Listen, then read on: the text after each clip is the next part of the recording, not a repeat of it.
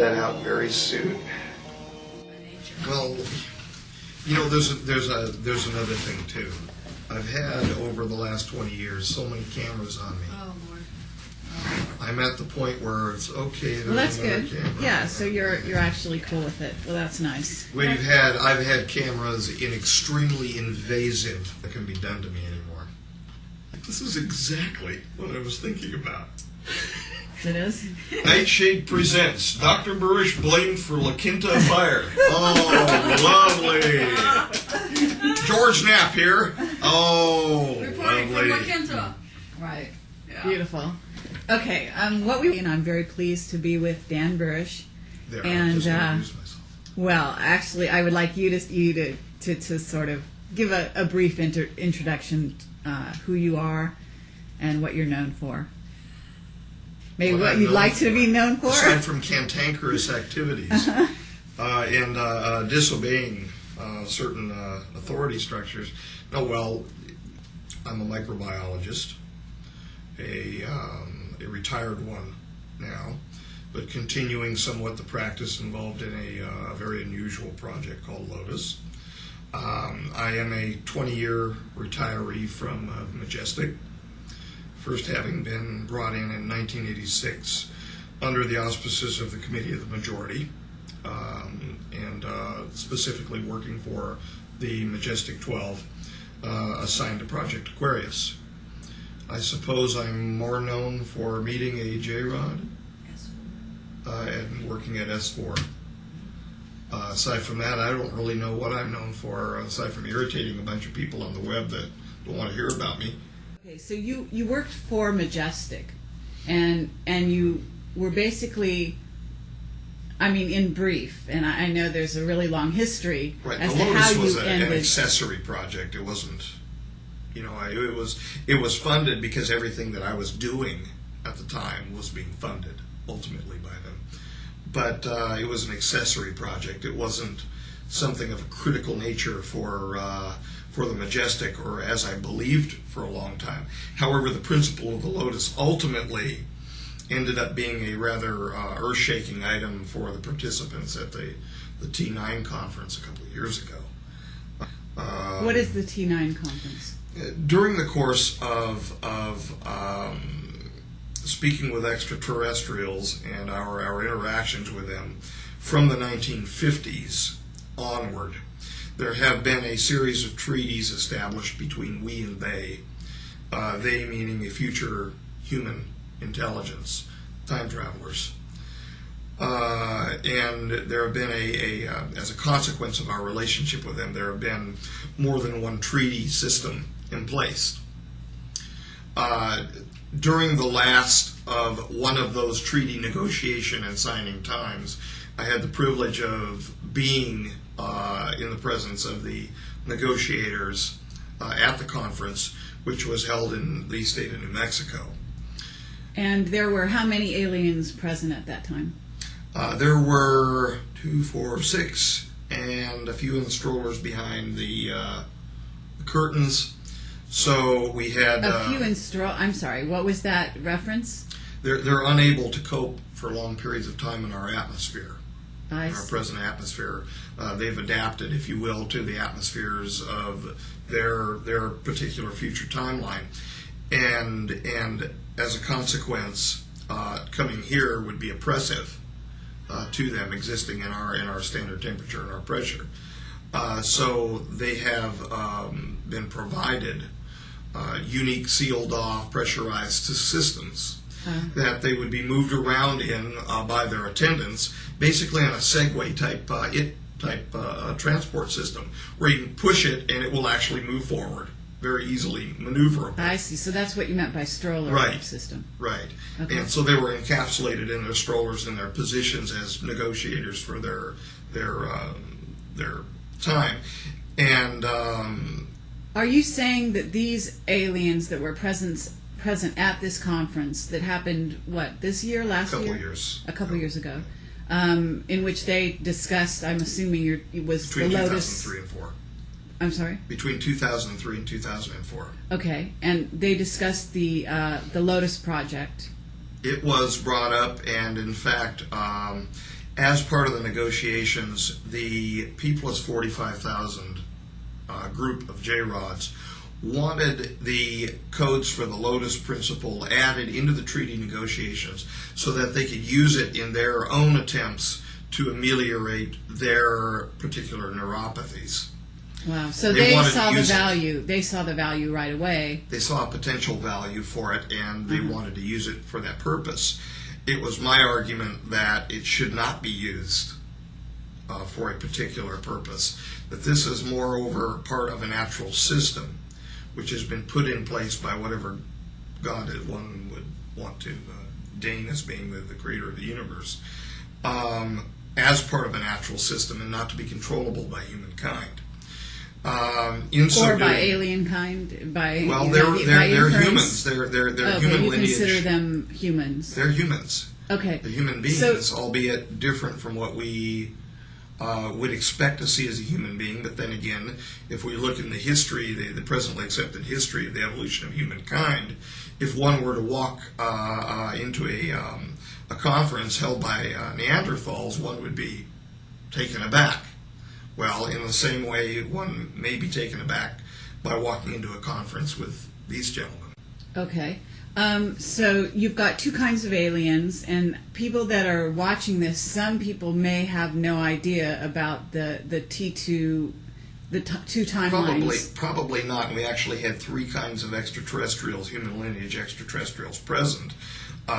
Two kinds of P plus 45,000 years from now, if we were to translate over to timeline 2. Difficult subjects, aren't they? Two representatives from that time, two representatives from P plus 52,000 years ahead, J-Rods, both of which generally have the anatomical configuration of what would be in ufology called grays, Okay. gray aliens, and two representatives from P plus 52,000 Orions, who would generally, I guess, in ufological circles, I guess one could say, would be called Nordics or Tals, Okay. who And actually were look there- more human-like but have larger eyes, very blue eyes, blondish hair, etc. I see. And okay, well, of course, I've got many questions on this score. So do I. But and for people listening, we would also like to know: were there any reptilians present? No, not per se. Okay. What I've come to understand, and it's generally held, I think I could say it's generally held within our society, that the notion of a reptilian is a misnomer. And I'm not saying that to apply a negative connotation to the stories that individuals have brought forward, probably mostly forthrightly. But that when you view or observe what would be called a gray, what I would call a J-Rod,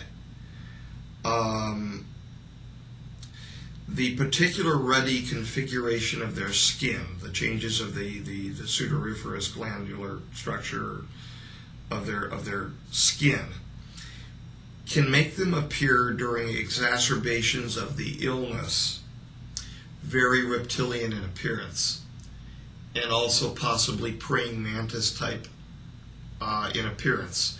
They're also suffering from a cocaine-like syndrome, which makes them lurch forward, so they appear very praying mantis-like.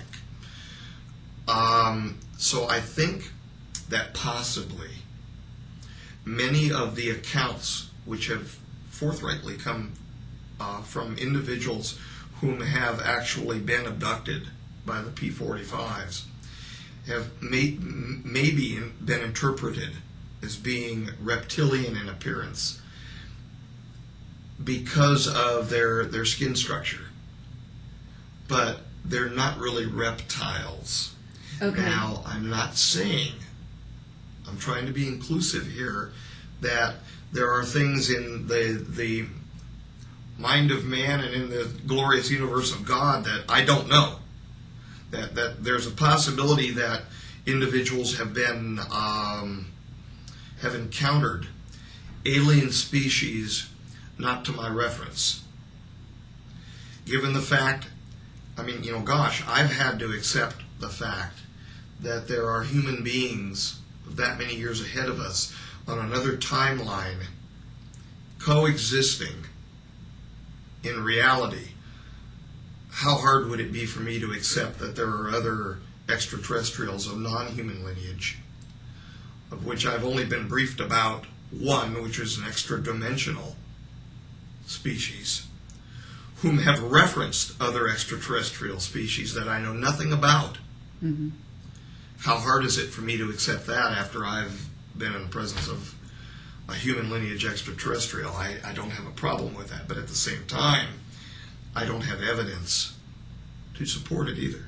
Reptilian in that if one were under stress and one had no previous reference to their biology, their pathophysiology, their particular problems, one could reasonably expect out of a group of people experiencing them that more than 50% of the group could probably say that they were reptilian in appearance. Okay, that's interesting. That's the best I So can their say. appearance morphs to some degree into more of a reptilian under stress. Is what you're saying? I'm saying that maybe you don't people like could the word interpret morph. them that way. Okay. Reasonably be expected Visually. to interpret them that way if they do not have a scientific grounding in what they're looking at. Sure. I'm trying to be inclusive of reports of individuals that have no reason to have come forward and say things that they've said for other than the fact that they've experienced something. I'm trying to understand, or maybe help people to understand why they may have interpreted as well. Sure. These things in this way. However, they may have actually come into contact with something which was fully reptilian in appearance. I don't know. I haven't. Exactly. I'm trying to be honest and at the same time tell people, because apparently it's happened to me, that it's okay. That apparently that they were what's happened. abducted and that it's happened. Okay. That they're not Apparently, crazy what too. has happened to you? Well, in 1973, I was playing in a park in Southern California in Mayboyer Park, and this is going to probably come out in one or more of the versions of the debriefing with me. I was playing baseball with my grandpa in the park, and I was having him throw me a ball so I could catch it over my shoulder. I was trying to run away at the same time that he would throw the ball so I could try to catch the ball like Willie Mays' famous catches. During one of these throws of the ball, I remember looking up toward the sun because it was high in the sky at the time. It was summertime, and glancing away because the sun was blinding me, looking down toward the grass, which was very bright green at the time, and then seeing a flash where the grass appeared to turn black. I appeared, from my perspective, I was covered in a shadow. The shadow reminded me of a triangular bat kite that I had played with my grandfather over the riverbed nearby. And that's the way I basically was able to describe it at the time. I was, 9? I was 9 at the time. Then I remember a flash. Immediately, there's a disjoint memory of this. It's not contiguous.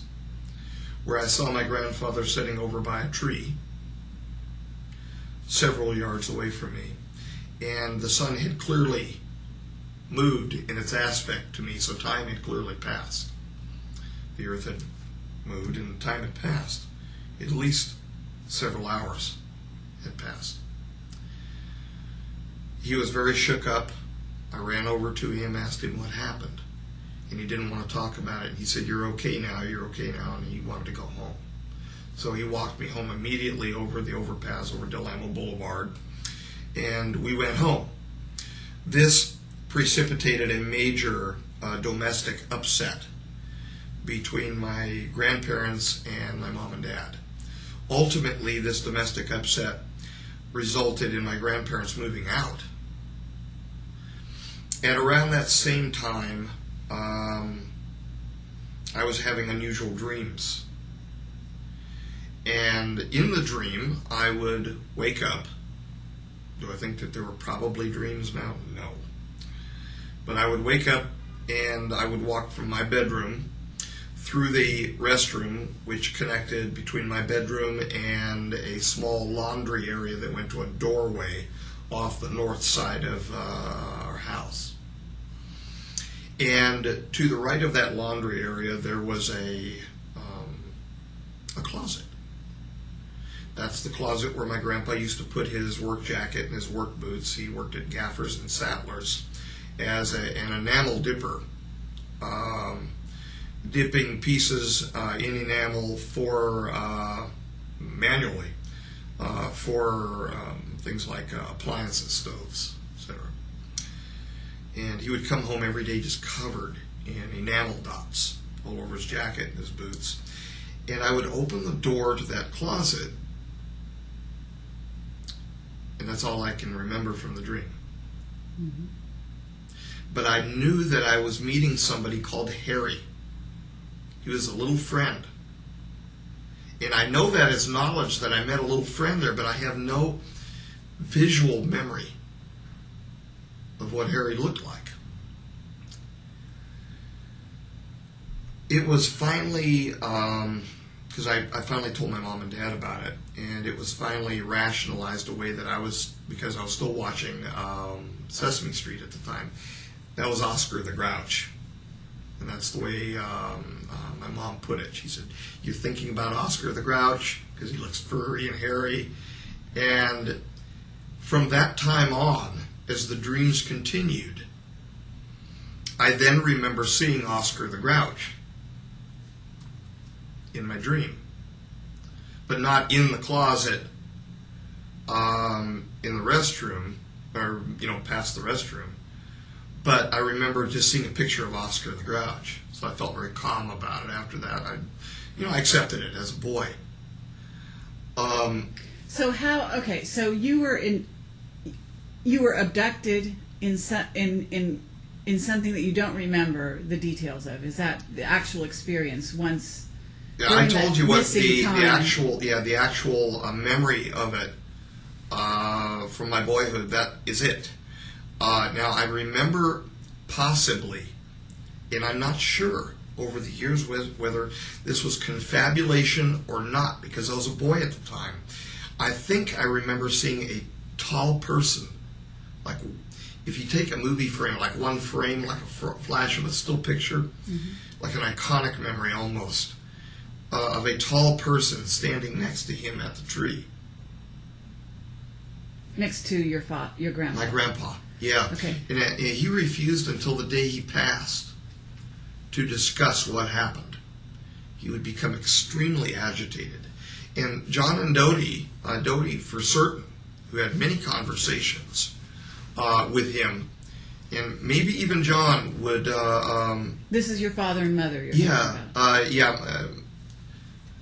They're my mom and dad that I grew up with. Now, I've learned certain things about my family since then that are really neither here nor there, having to do with who was actually biological father and biological mother and things like that. But they were my mom and dad. They're my mom and dad. I mean, they're the mom and dad that I remember growing up with, and I... but they are not MJ1. No. Okay, but no. And MJ1, somehow this abduction experience seemed to have resulted in you becoming or being viewed as the son of MJ1. Is that correct? Right. What happened is this. I also learned of what happened to me from Kaela, the J-Rod that I met at S4. He showed me from his perspective what had happened to me in 1973. I saw myself being pulled by my chest upward off the surface of the park. I saw my grandfather going like this and basically panicking, crying, because he wasn't able. My grandpa was very protective of me, and he wasn't able to protect me. And now I understand, God bless him, why he was so upset. The one person in his whole life that he knew that he would protect, that he loved that much to protect, he couldn't at that moment. And I understand why he was so upset. But the J-Rod showed me what happened to me, that I was picked up and that I was laid down on a table in some sort of a craft. And that this craft was a generally chevron-shaped, almost triangular shaped craft. And I was laid down next to a series of young people, one of which was in fact the son of the former MJ1. Something went wrong during the course of my time on board the craft when samples were being taken of me for their studies. And the son of the former MJ1 died. During that time, they put some sort of equipment on me. It almost looked like EEG type, a neural net, if you will, of receivers, probes, electrodes, if you will, on me. And they were trying to save, desperately trying to save, and I could see the movement of the J-rods around this other boy. And I know what he looked like and all of that, because I was seeing it through the eyes of Kyla. They were trying to save him, and he ultimately passed. During that time, apparently they were trying with whatever technology that they employ to save the boy by storing him. That Kyla was with the P-45s at the time. These were P-45,000 J-rods. And they looked at us, and they look at us as no more than containers or cylinders, almost like beakers full of material, of electromagnetic material. And so they were trying to store his energy, if you will. Right. Marcia suggested the word vessels. Right. They were trying to store him for a while, I guess, in me.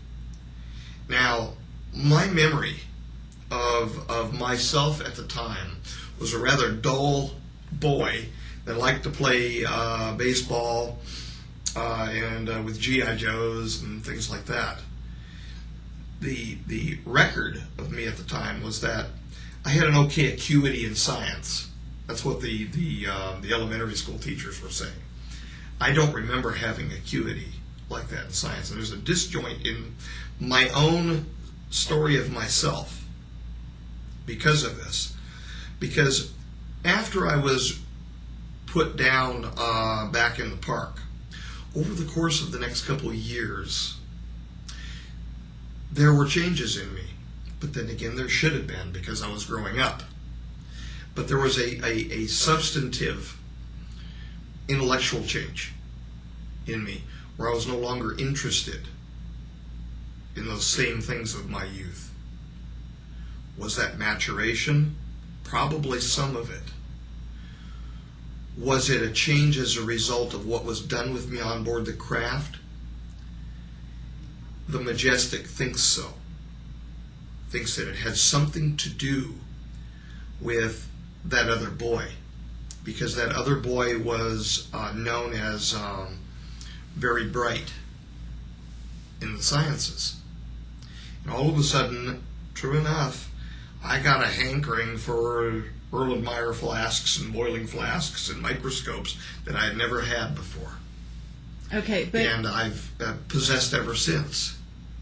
On some level, the MJ1's son that was on the craft next to you, that possibly you received a soul transfer from, is the MJ the MJ group had to be cognizant of what was going on. In other words, They knew that had happened. and they knew during the time. He's admitted to me that they knew that had happened at the time. But in other words, was this so you were chosen in a sense?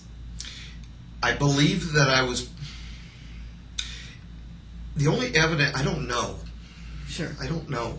The evidence that I have was that I was, from hearing about the sampling program, was that I was picked up as a random population sample.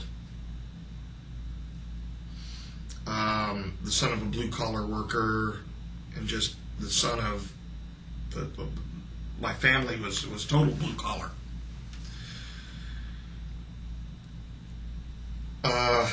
But there are a lot of coincidences that suggest that people were moved into a place to later teach me that happened before 1973. Can I put my finger on that and say, oh yeah, they knew what was going to happen to me and that I was going to be picked up? I can't say that because I wouldn't be honest. But I get the feeling as though, Marcia has held up 2 letters to me, LG, for Looking Glass. Oh, She I knows see. more. I see. I see. I'm sitting here in the presence of an individual that actually knows more of the truth and cannot tell me, for whatever reason, more of the truth about what's happened to me than I know.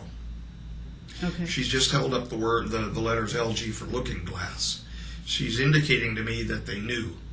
In other words, and Looking Glass is the ability to look into the future. So what you're suggesting is that machine for that use, yeah. MJ12 was using Looking Glass, perhaps saw that the first son of MJ1 was going to die, and planned to groom you to carry on It's possible. in his place. On It's some level. possible.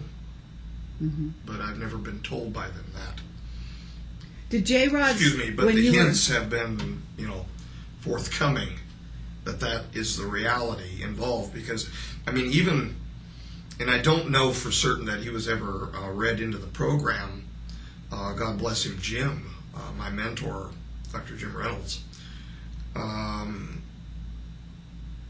He was moved into places that almost set him up perfectly for Dodie's call, my mom's call that day, to talk with him at Long Beach Memorial Hospital. And she has since admitted, she admitted to Marcy that she received a sum of money.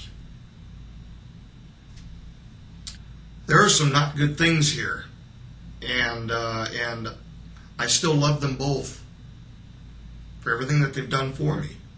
But yet, there's an incompatibility now because I'm still the 8 or 9-year-old boy in their eyes that they're willing to try to take sovereignty away from. And it produces an incompatibility in the relationship. What we're trying to find out, though, is how did you hook up with MJ1 after that?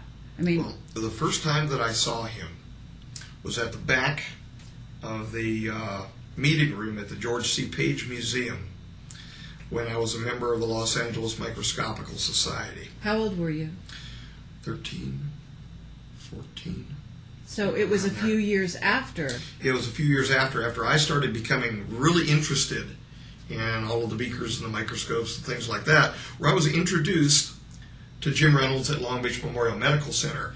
Jim Reynolds then introduced my mom and myself to John DeHaas, who was then an associate professor of protozoology, as I understand, at the University of Southern California.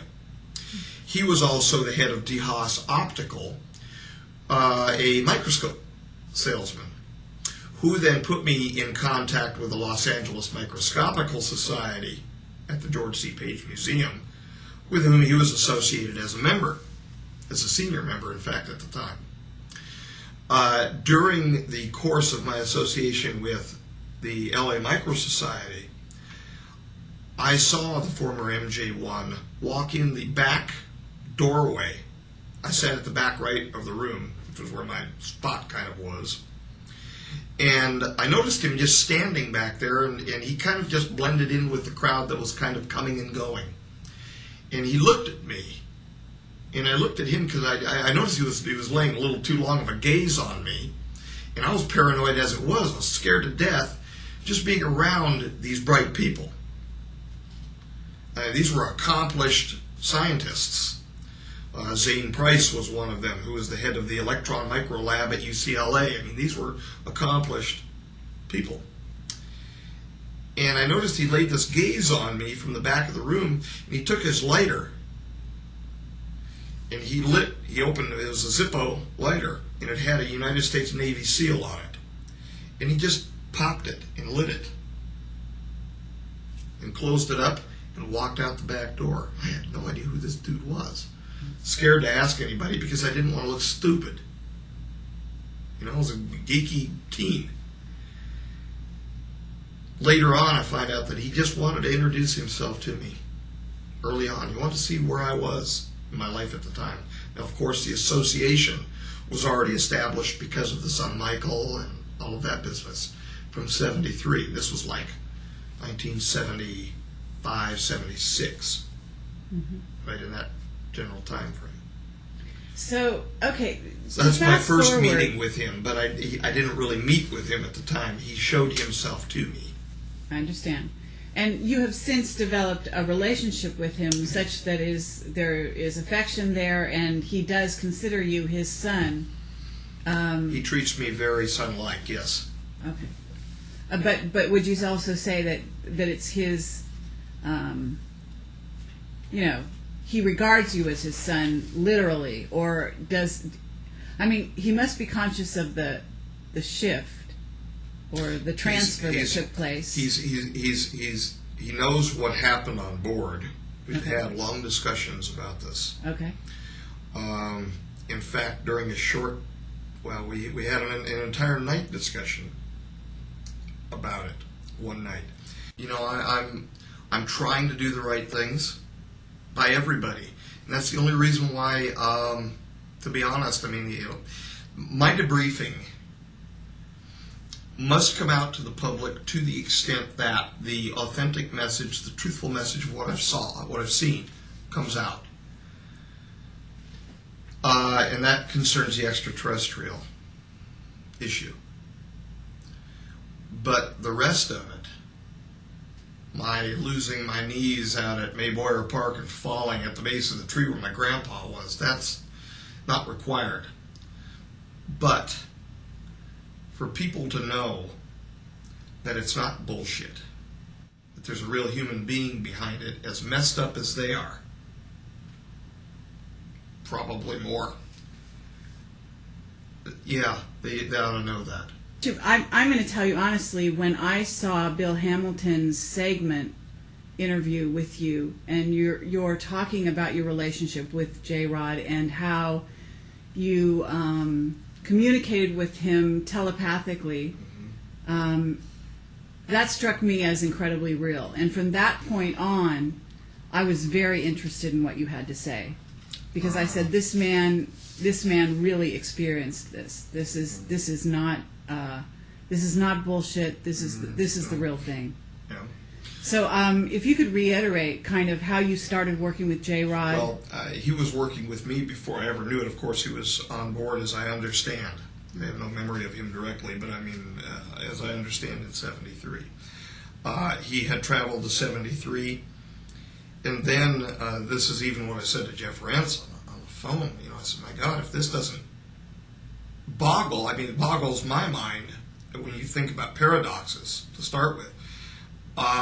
That he traveled to 73, I was picked up, and then he subsequently traveled back to the 53 time frame, and there was a crash, which means that he was held at S4 in 1973 at the time that I was playing baseball with my grandpa, and that he was also on board the craft, impinging into our time, lifting me up. Prosaically, I mean, it sounds crazy, but you know, it's a paradox, I guess. I mean, but I actually came into direct contact with him at the end of 1993, start of 94. Yeah, there's something wrong with him. During the entirety of my experience around him, he appeared, the best that I can describe is off-shifted. Almost like, well, I mean, he was physical. I felt him through the glove. There was matter there with me, but almost like he was a ghost with a body. He didn't belong. He did not belong where he was. Yet, when he would communicate, when he would do the entrainment, they thump you. It's almost acoustically. They thump you. And until they finally come into contact with the brain level waves where they can begin communicating. And it comes in waves. It's almost like clicks of a dolphin. It comes in waves. And then you feel yourself pulled in as the entrainment is occurring, that the perception is being pulled into his eyes. Very unwieldy feeling. But then they entrain, bringing you down to relaxed, almost to a theta state, like an 8 hertz type theta state, where you're very almost like drowsy, and they tell you, they're not going to hurt you. He did that. He actually said that he would not harm me. When he stepped forward on me when we were doing the old bride's dance, as we nicknamed it, where I was supposed to step forward to him, almost like taking a bride step up the aisle, and then he did the thing back to me, almost jokingly, but it was so unwieldy because he broke the protocol. It's like everything that had been established of trust at that moment, it went to hell. And I got so afraid. There was an animal response in me at that moment, a very, very human animalistic response of get me the hell out of here. And I stepped backward and fell backward onto my back. And that is really what I perceived myself as doing. I said to Jeff, felt like I was a cockroach, lying on my back in there. And he walked up onto me, and I heard them yelling, "Fire the repress." They were going to intumesce him. They were going to hurt him so that he wouldn't hurt me. And I was trying to yell no, and I'm not even sure to this day if I really yelled no or if it was just in my mind. The stress was that bad at the moment. And he literally walked up onto me and sat on my chest. He didn't knock me over. I mean, there was, I think Ron or a couple other people said, he knocked you over in the clean space. He couldn't knock me over. He was too weak to knock me over. He even if he wasn't given his size, he couldn't have knocked me over. And how tall was he? Just a little over 3 feet, hunched down, almost 4 feet if he was to be extended out lengthwise, if he would be lying on his back and extended out lengthwise.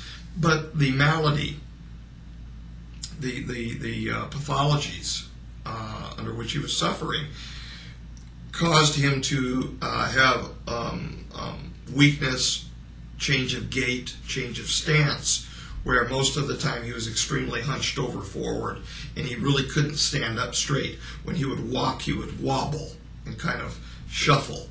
So he got on your chest. He walked onto your chest, or sat on your chest. He was actually sitting on my abdomen area, but he was leaning forward with his hands onto my chest. Was he down? So he was communicating at that moment that he wasn't going to hurt you? Yes, he said, I won't hurt you, Beanie. He called me Beanie. And that goes to Beanie. He broke English up very strangely. And you heard this in your head, I'm assuming. I heard it in my head. It wasn't out loud. No, I heard it in my head, in my own introspective voice, but clearly not coming from me. Mm-hmm. The sound of yourself when you talk to yourself, self-talk. It's the same sound, except it's the wrong linguistics. It's the wrong wording. You could tell it's not you. And initially when that happens too, there is from my perspective, initially when it was happening, there was a very panicky feeling. But of course, that initially happened when I was part of the B unit team when Stephen was still going in to the clean sphere. He looked at me through the clean sphere and spoke to me and said, "I remember," and hello. Meaning to me. the person who it was, you call, what is his name again? The J-Rod looked at you. Kaela. Kaela looked at you when Steve was in the clean sphere with Yeah. him. He turned around and looked at you. Yeah, he turned around and looked at me. I was part of the B unit team to start with. In fact, that was going to be my actual occupation in there, was assisting the chief scientist in going into the clean sphere, until he identified me as somebody, I guess, special to him, Kaela, and he wanted me to be the person to go in there. That's why I was promoted ultimately to the working group leader in there, because I didn't have the background, did not have the seniority, and it was not my place.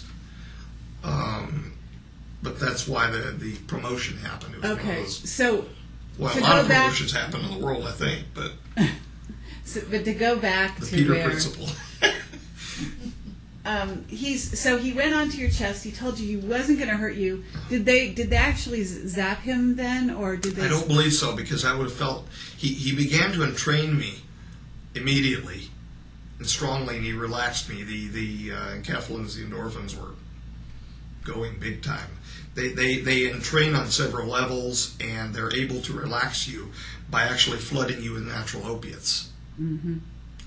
Like a runner's high. Right. So what happened after that?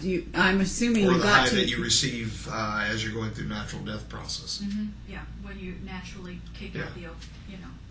Yeah. But what happened after that?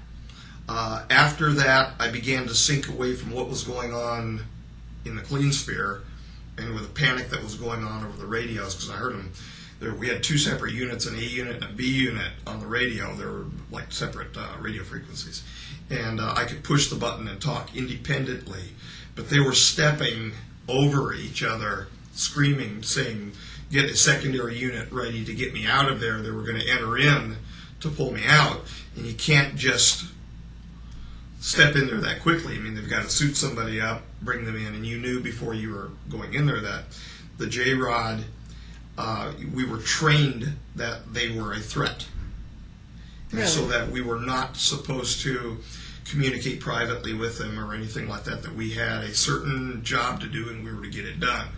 And that was the scientific job of removing the samples, and then the studying of the samples for the back engineering. These are the reversing like chemicals. The idea was to reverse an illness that he and his people have, which is the 52. The 52s, and what we were trying to do initially, jumping off onto the biology a little bit, what we were trying to do is we were trying to actually strip the exterior cytoplasm off from the cells and produce cells which would be independently functioning, then to understand those cells biochemically, genetically, so that those cells could then be re-added as a graft into the J-rod to attempt to ameliorate the neuropathy. That's what one of the stated goals was. Easier said than done. But we were told, though, that if something would go wrong in there would be no immediate fix. You weren't a million miles away, but you were several thousand when you were inside there. So you were very alone, even though you had radio communication. It was essentially being isolated on the space shuttle, if you will. And not that easy to get you home. Because they had to do all of the repressurizations of the gantry, bring somebody new in, then get you out, then get you detox, the cleansing, the decontamination, and then get you out of there, then get you out of the suit, then give you medical treatment. So we're talking a couple hours. So if something goes wrong in there, and they're potentially able to harm you because of the entrainment, you're dead. And that's, you accepted before you ever accepted going in there. But to a large part, it wasn't it wasn't bravado on our part saying it's no big thing, but you had to accept that just to work inside the facility. You knew that if there was a contamination, if the alarms started going off, the old joke was get in a straight back chair and lean way over and kiss your goodbye. It was over. Because if the alarms started going off, you were sealed into the facility, and they were going to pump the gas in and fire the fuel air device. Boom. That's what the explosive valves were for, the so-called escape tunnels. For you to get out in case there was an emergency, those were blow-off vents. So they could blow off and explode the facility, blow off out of the papoose range, and keep the remainder of the facility intact. So, but your experience with the J-Rod and the other ones you've met has basically, were you afraid for your life at any time? In other words, I was did you afraid for my actually- life when he stepped toward me. Absolutely, I was. At that moment. At that moment, but it was a very transient. It was an ephemeral moment. How did you? It passed off very quickly because biochemistry helped me calm down when he trained me. How did you feel though in your sort of interactions with him? In other words, do you feel that you said you didn't remember knowing him in the original meeting in the spaceship, right? Right. But he remembered clearly. He remembered. So, did you feel that you actually developed a friendship with I this being, absolutely did. and I that it absolutely grew did. over time, or did you feel that it was instantly there? That's a good question. I'll say that I felt a kinship to him all along from the time that he first looked over at me. And that may have been a consequence of me being picked up in the park. That may have been. My trust in what he was saying to me grew over time. Because I remember asking you that. Yeah, I specifically asked you that. my trust grew over time. But there perhaps was on a an deeper extant level. kinship there with him, and I think that may have started because of the pickup in '73. I think, but I'm trying to surmise it. There was a pickup of the jovial nature of our friendship over time, certainly, because I've got kind of a strange sense of humor, and he was able to be friends with that kind of same weird sense of humor, where he would look over at me, he would tell me that what his behavior was, because I couldn't tell when he was happy or when he was sad because of physical characteristics that easily. You can tell fairly quickly with a human being from now if they're happy, if they're smiling at you. But I couldn't tell if that was pain or what it was on his face until he specifically informed me that that's his smile, that's his laugh. As that grew, and my relationship with him grew, I became more attuned to his physical responses as well. And I think that picked our friendship up as well, because I'm more associating with another human being with the physical reactions as well, in the communication. And they were less so.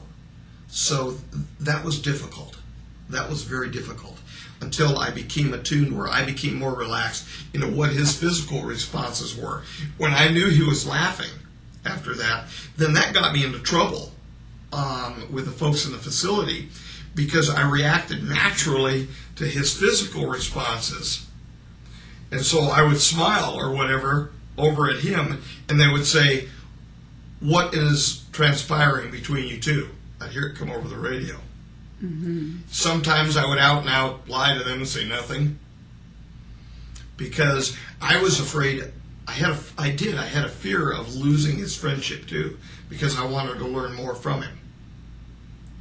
And so I was willing And these are the same people that, will point a gun at me with very little compunction against it. I was willing to befriend him too, because he was a captive there, as I was feeling too a captive within Majestic, because I had been brought into a program that I had no clue before what I was being brought into. So I felt kind of trespassed against too. Mm-hmm. So you had a camaraderie in that sense.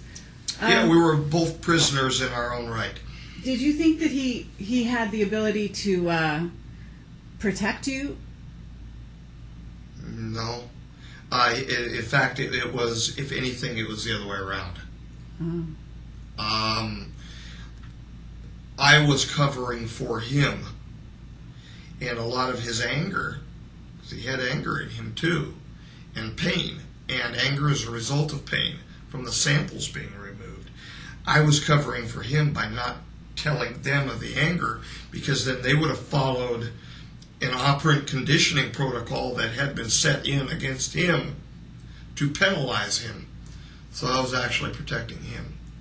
So, but did Who's a human being, for Christ's sake? I mean, if you get stuck with a needle enough times, you get perturbed. And when you're being treated like crap on top of it, a prisoner is a prisoner.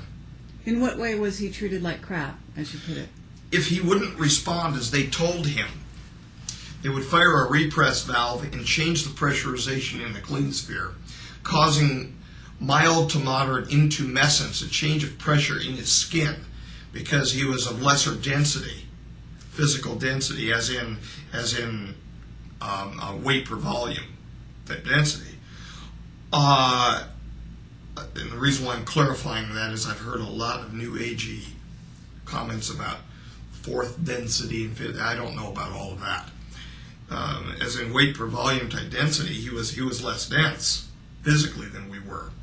His bone structure was less dense than we were. So when they would fire the repress valve, or they would intumesce him, it would cause him great pain. And I was screaming no, and I think, the time that he stepped up onto me, I think they thought the better of it at the moment, because he was clearly and training me at that moment. So if they would have fired the pressurization at that point, I would have felt the pain that he was feeling. And it Right, maybe even because killed me, I don't know. You developed from what I understand, you developed, like the movie E.T., you developed the ability to actually feel his pain. Well, it wasn't even developed. It was immediate. Oh, it was immediate. The thing which was developed, and I'm not sure. It may have actually been some sort of a neurological habituation. I'm not certain of that. But the thing which was developed was the inability to disentrain, to break off from him. Even when you left the clean sphere? In other words, regardless of where you were? Within a certain range, within, like a 15-meter range from him. For example, right now? I could... Right now, could you feel his pain? No. If you wanted you to feel it, could you? No, I don't believe so. I don't believe that they're capable. I mean, we're talking time difference. Mm-hmm. His lack of physical existence in our reality. And even if we're talking no time difference, we're talking about a linear distance of how far between here and reticulum, good God. No. He's back at reticulum now. Yeah, as far as I'm aware. Uh-huh. As far as I'm aware. My stomach is growling. I must be getting hungry. Right, okay. As far as I'm aware, that's where he returned to. That's the best information I have. And frankly, from the time that, when it happened in 2003, they don't even want to discuss the matter with me, because it's a real sore point. I did what I was not supposed to do. You pushed him through a time hole. I pushed him into a one of the Stargate units. Yeah, into the gray patch between the posts. Yeah. And that was at the end of your relationship with him? That was the end of it. It's the last time I saw him.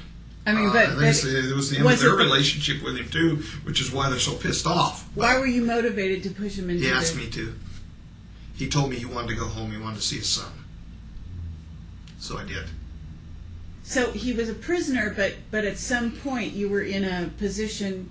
I'm thinking this was in Egypt. Somehow you guys were taken to Egypt. Yeah, I was flown there. Yeah. And so was he. Yeah, but over a different transport. He was already present by the time of my arrival. There was a communication protocol going on. He was communicating something, and I was never really told. All I was told was that there was a problem with his communication, and they wanted me to be there to cause him to relax or whatever to facilitate the discussion. And so they wanted me basically there as an idola theatri, as an idol of the theater. They wanted me present. They wanted me there as a ruse of kinship with him. And the kinship was no ruse, and that's something that they misinterpreted, I guess, over these years, that I have more of a kinship with a present-day human versus him. And to me, although he was offset, although he appeared different, that he didn't belong, he's still a human being, and a human is a human is a human to me. So I had a true friendship with him. There was a true affection there between the two, because he was showing me things from his childhood, and I was showing him things from mine, and we were actually enjoying each other's experience of each other, a friendship. It was a true friendship, and I don't really think that Majestic ever regarded it that way. They feel themselves so damn superior, or that we're superior to them. And maybe it's a reaction. I don't know, maybe I'm rationalizing it, that it's a reaction to the P-45's feeling that we're inferior. The so-called rogues' feeling of us. Maybe it's some sort of a railing against that, or a reaction against that they developed the attitude. I don't know, but I know that I wasn't superior to him, and he wasn't superior to me. Much brighter, but we're still just human beings. And just because somebody is brighter than somebody else, it doesn't mean they're superior. So I'm just trying to figure out why in Egypt he was there. I'm obviously doing some work with them. He was there as part of a communication program that they had ongoing after our program, way after, almost a decade. Almost 10 years later. Well, I mean, it had ended in 96, and we had some more briefings in 97, but that was about it. So you're saying that this happened recently, that you pushed him into the Stargate? It happened at the end of 2003. And, I could tell from the relationship with him that he was being honest with me. Now, again, there have been those that have criticized and said, well, look, this guy is 52,000 years along an evolutionary line, which does not necessarily make him smarter, but certainly not better. I mean, look at the pathology, but that he had the ability, if he was a human being, to lie. Mm-hmm. Yep. And we talked with each other about lying, and Majestic never knew that. But he told me about things which would be happening in the future, generally inconsequential things. And then there were some very consequential items. But some generally inconsequential things that happened subsequent, which told me not only was he from the future, that he had access to future material, because nobody could have predicted conversations, but that he was being honest with me as well. I could feel his heart. And that's all we can really do. They turn it into a joke on Coast to Coast. The Coast to Coast AM Challenge with Bill Burns and George Norrie. Will you step up to the plate and take this polygraph exam? No, because a polygraph doesn't work. If a polygraph worked, we wouldn't need juries. We judge other people, other human beings, by their honesty, by empirical data and evidence as well, but by their spirit as well. And The spirit that I judged him by was what I was feeling from him, from his heart, from his mind.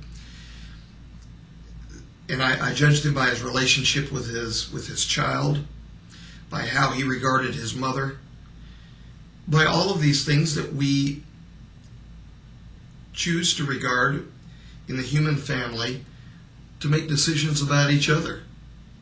The same things. I mean, these common things were still present.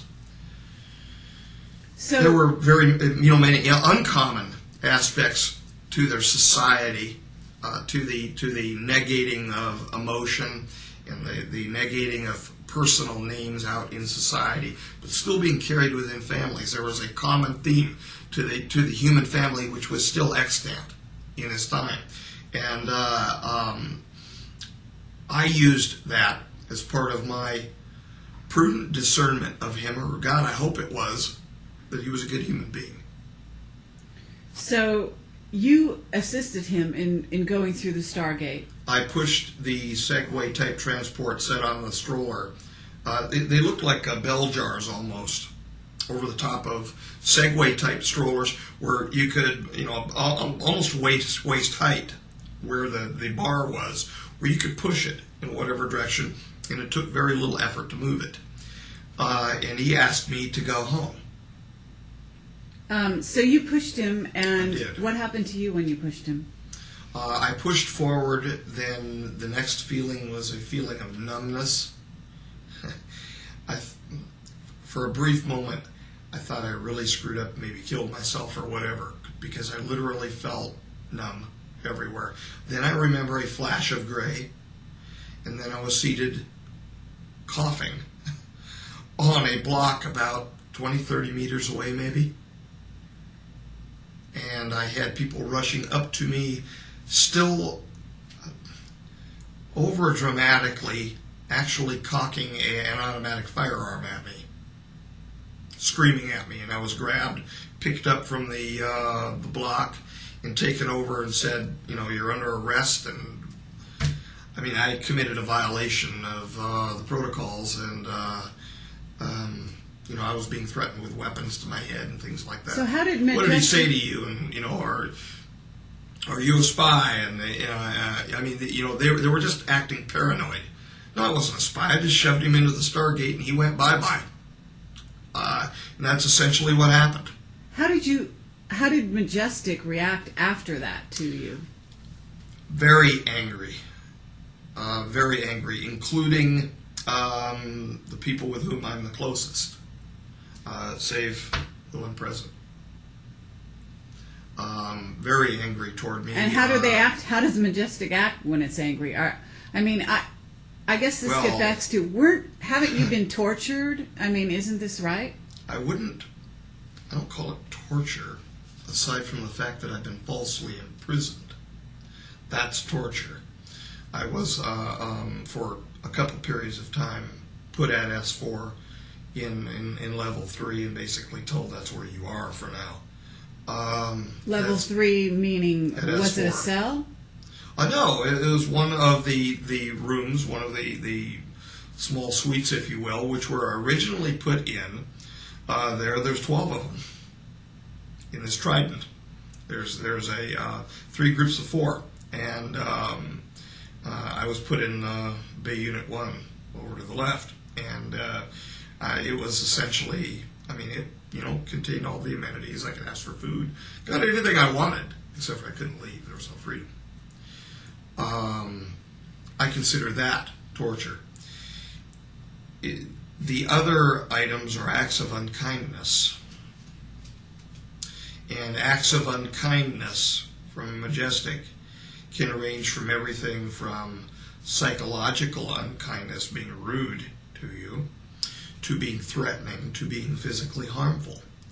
And I have been beaten, I have been slapped, I have been physically restrained, meaning handcuffed, and beaten and slapped. I have been put under lights. Well, hell, I had friends doing that to me. But I had, put under intense lights and while being handcuffed, as in interrogated. I have been told to shut my mouth to the point where two people grabbed me. One shoved me down onto the floor of a garage, and the other one stomped on and broke my hand. So, and these were the members of Majestic that carried out these attacks? In other words, they didn't hire someone? Numbers. Not the J numbers. These are operatives. Operatives. As in security personnel, yeah. I see. So not the 1 through 12, but oh no, people that work for none them. of them have laid an unkind hand on me ever.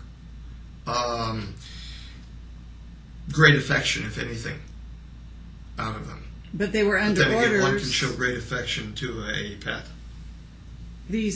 So you were viewed as a pet by some of them, but you were also I'm not saying that. I'm mistreated saying on their that. orders? I'm not saying I was viewed as a pet. I'm saying I don't know what they're truly carrying in their hearts, in their minds.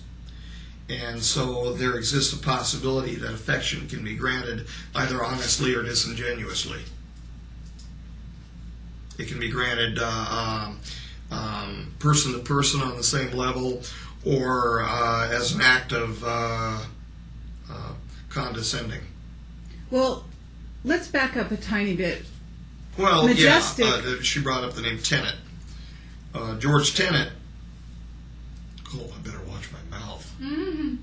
That's the way I hit the I name. just started talking here too much. I know. George Tenet was a former director of Central Intelligence for the United States of America. Now we're moving on.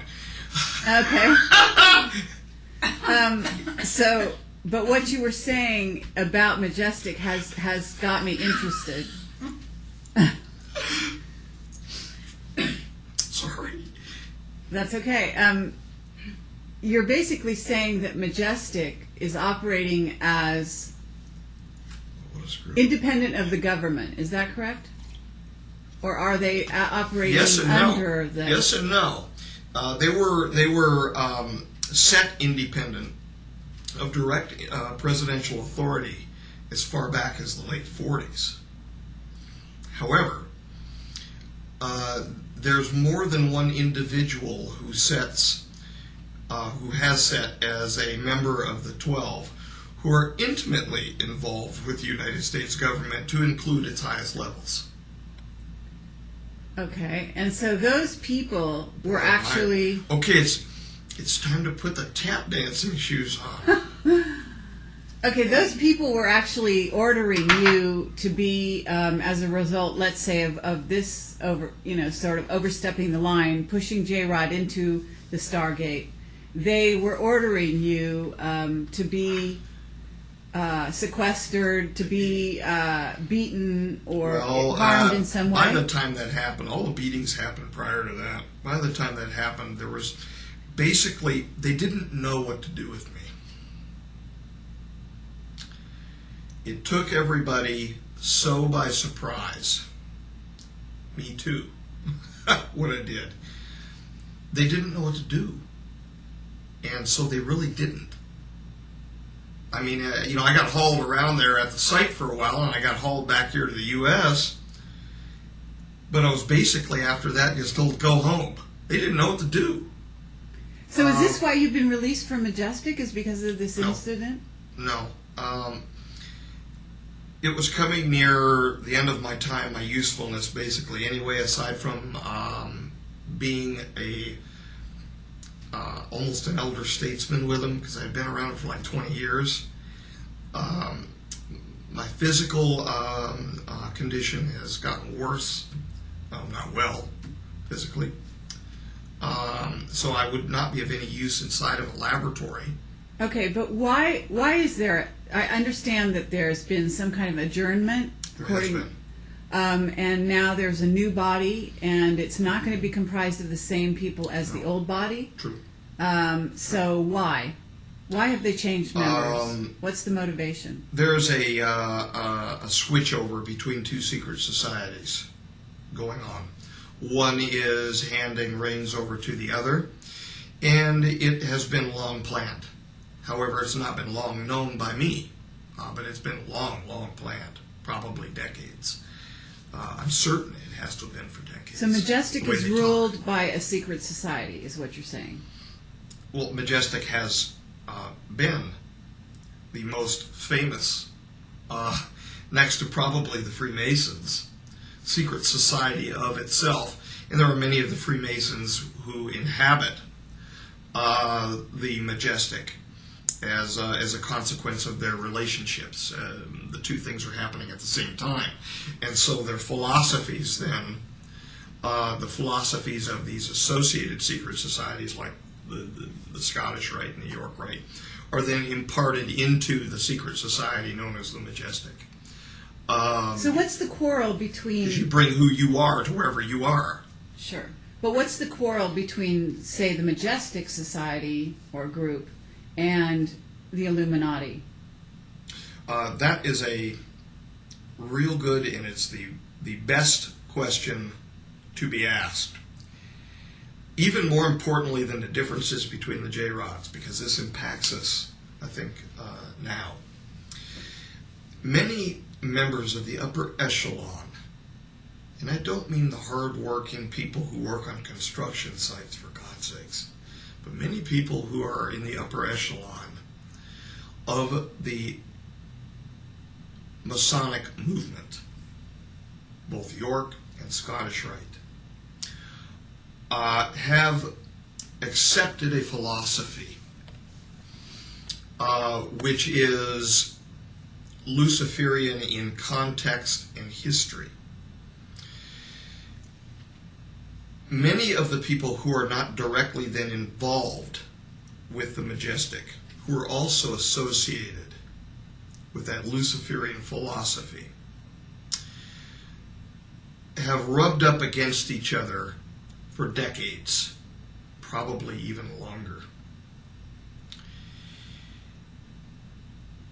So somewhere along the line in history, there was a schism between those individuals who have accepted a Luciferian history, Luciferian philosophy, mixed with other secret society people who have not, that ended up in the Majestic. And people who have accepted a Luciferian, almost like a different denomination, if you will, accepted a Luciferian philosophy, who are not associated with the Majestic. In other words, we've got dirty coins on both sides. Okay.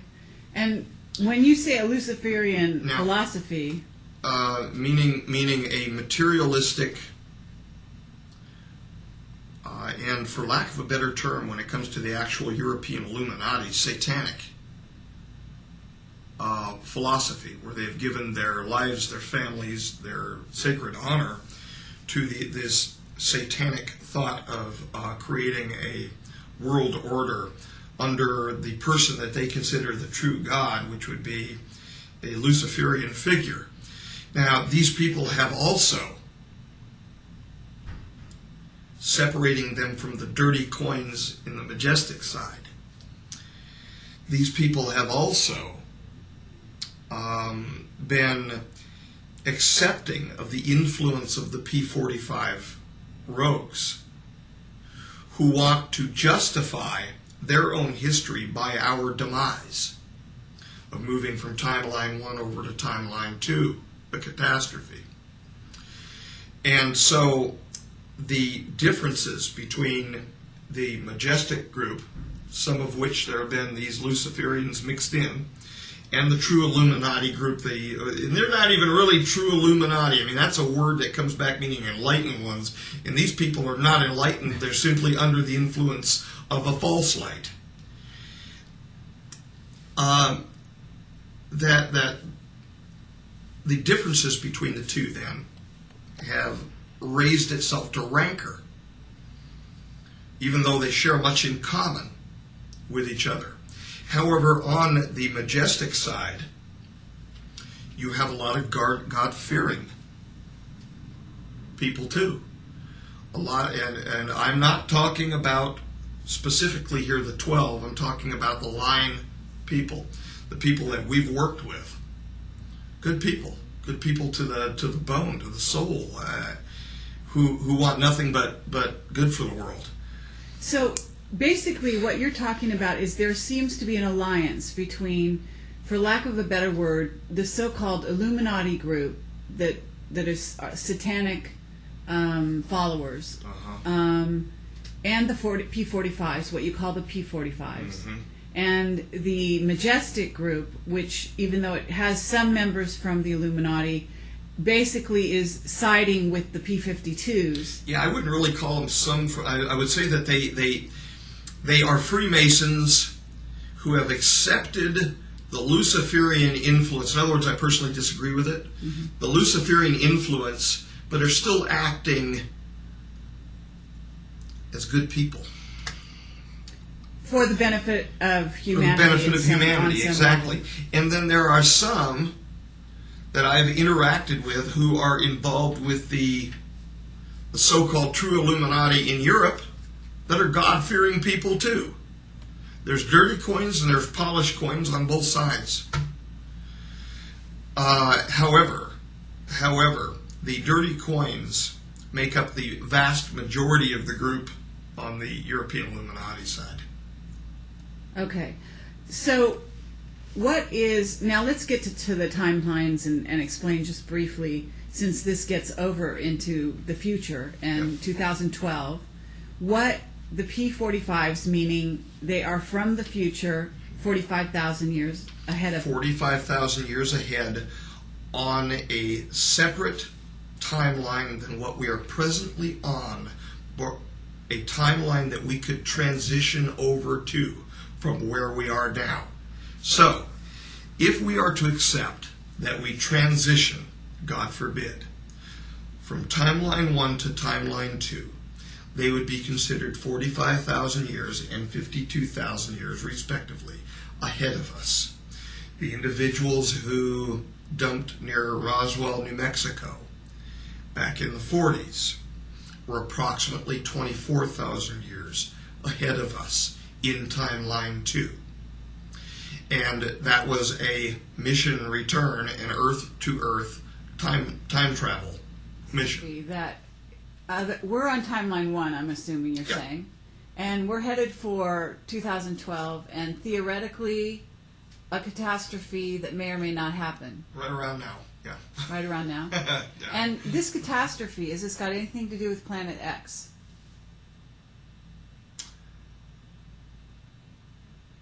I don't know. There is the most honest answer I can provide you. I know of a lot of lore about a rogue planet coming in. However, the material that I've actually seen on a repetitive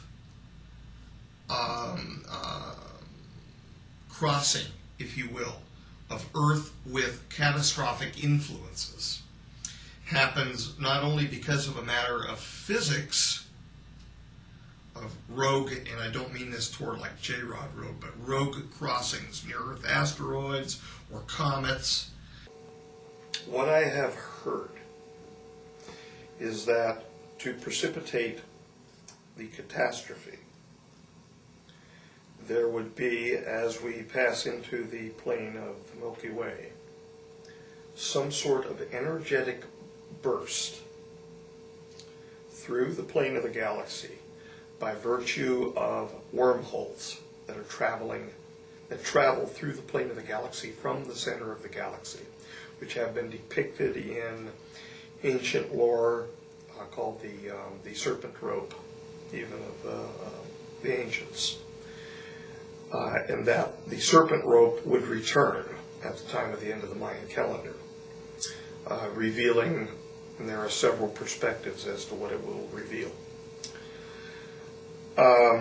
But that during this same time, the history of the J-Rods record that this burst will cause a disruption in the sun, and that concomitantly with energetic bursts from the sun and from the wormholes which would be passing through our planet, that there would be a disaster provoked by virtue of these time travel devices, the Stargate devices, and the time viewing devices, the looking glass devices, spontaneously turning on and directing an inappropriate amount of energy into the crust of the earth, precipitating a geophysical disaster. This geophysical disaster, in accordance with the history of the J-rods, the Orions, record that over 4,157,000,000 die over a several-year period by virtue of a geophysical shift in the crust. So this is what I get numb when I think of numbers that way. Is trying to be prevented. Is this right? Yes, very true. And how is it going to be prevented? By the disabling and the destruction of such technology, that we will naturally then pass through this serpent ropes. The bursts will occur, whatever that means. I don't know, I haven't physically seen it. But the bursts will occur, and there would be an imparting of energy to our planet that will gradually, naturally cause changes in the human species and the life on our planet. And that these changes would be positive changes to our people. And I frankly think that it's already happening. There's a rise worldwide and I don't think it's just given the size of the population increase. But there is a rise in very spiritual, talented people. There is a rise in savants, the indigo children. It's definitely, from what I've seen from reading about them, a real phenomenon. These children are of a new time, and I think they're of the timeline time. We're seeing, I think, in these children, these great kids, an expression of what we will be in our own future, our next kind of step ahead. You're not looking millions of years ahead or anything like that, but our next step ahead. And it's a wonderful rise in consciousness that I think will precipitate the next renaissance for our people. I see it happening. The numbers that we received before the looking glass was shut down, dismantled, was that there would be a 19% probability with an 85% confidence that the disaster would occur, that there would be a transitioning from timeline 1 to timeline 2. But that then means that there's an 81% chance that it won't. And so the individuals who want to carry the negative, I'm convinced that it's going to occur, are not presenting the facts. The facts are, this is the material that we have available that we know. So what you're saying is the Illuminati, to get back to that thread, Yes. is basically the side that believes that the transition is going to occur from one timeline to the other. Not only do they believe that it will occur, they want to provoke it. But how does it benefit them to provoke it? Why should they want to be P45s? They don't. The living ones don't. They're looking at the P45s as a means to an end for them. They're not going to live that long. They're just going to live a normal human life and die. So they want the control for themselves. The fact that the P45s, that's how immoral these people are.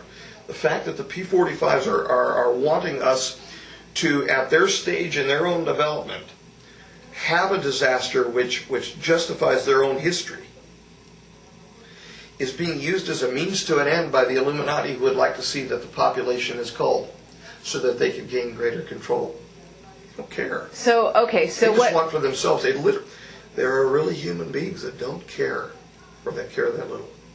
So what you're saying is the Illuminati want the catastrophe to occur, Yes. so that a certain number, 3/4 is the number I've heard, of humanity dies, They get the Earth history to reads themselves. about a little over 2/3. That's what the history Okay, of the J-rods 2/3. actually read. All right, 2/3. And then what? I mean, they've still had to live through Earth changes and cataclysms, right? Right. But these people are also the ones who have their guaranteed positions in the safety zones, underground facilities, etc. And so they are presumed. It is not known for certain, but they are presumed to actually then be the progenitors, if you will, of the people who become the J-rods. Understand. But in a sense, there is a thought that, in a sense, the P45s, that side of humanity, is possibly becomes almost soulless. They become repressed. They still have their same souls because even after 7,000 more years of development, I could see the soul. I mean, as you see the heart of another human being, I could see the soul in Kaela. So it didn't. But Kaela was come not back. a P45. No, he was a P52. But that just means that he was 7,000 years along the T2 timeline from when the P45s So were he in used existence. to be, or his people used to be a P45. Yes. And a P46, 47, 48. Yes. Yes. Okay. Yes. So the soul didn't go away and then come back. It's been there. But then, you know what? Look, you can say that some people are soulless. The Nazis. How much soul did they have when they threw my grandpa onto a car? How much soul did they have? We know what they had, a human soul. As black as apparently what it was, or as covered over in their demented brains. But I still pray for them that they've been made whole with God. But they still had their souls, even though it was repressed. So, In like manner, the P45s have a soul. okay. Well then, okay, you've talked about the P52 Orions and the P52 J-Rods. Am I right? Mm-hmm. Okay, what causes the split? Because the Orions, I'm thinking, are the blonde Nordics. They're the ones that prefer to stay out of the safety zones when it happens. They are the survivors who do not go underground. Are these good? Is this a good division of humanity? I mean, the P52 I Orion don't consider any Nordics. division of humanity good. I consider them the more positive of the two because I consider the positive aspects of humanity to be the spiritual aspects. So you're saying the Nordic line is spiritual? Yeah, More extremely, spiritual. Extremely, yeah. Okay. So how does the Nordic line, I mean, you say they stay out. They actually move off from Earth first. The J-rods, or the precursors to the J-rods, stay on Earth for a great deal of time. Well after 24,000 years from the time of the transition, like 24,000 years from now, because there were 24 or so thousand years ahead of us when they crashed in Roswell in 1947. Those were 24s. They stay. The Orions move off first to the place after the reestablishment of a society on the surface of the Earth. Technology is refurbished, etc. They move off to the place where the Ark is held. Which is where? Our nearest body, the moon. The moon. Where on it, I'm not going to say. Okay. Well, this Because I'm gets having into... to defend against the possibility of timeline 1 transitioning over to timeline 2 in a manner different than I've been told. And I'm not going to be the person who hands off the wrong information. So, okay, but you're saying the Nordics are going to get off Earth if the catastrophe happens, or regardless, They leave after. after the catastrophe happens. Presumably several thousand years after it happens. They Several leave. thousand years. Yes, I they was move getting to the moon. impression you were talking about not them really. going on spaceships or something. No. They move off to the moon several thousand years via spacecraft. They get to the place where the Ark was held, and they reestablish a new community. From there, they move to Mars. from Mars out to Orion.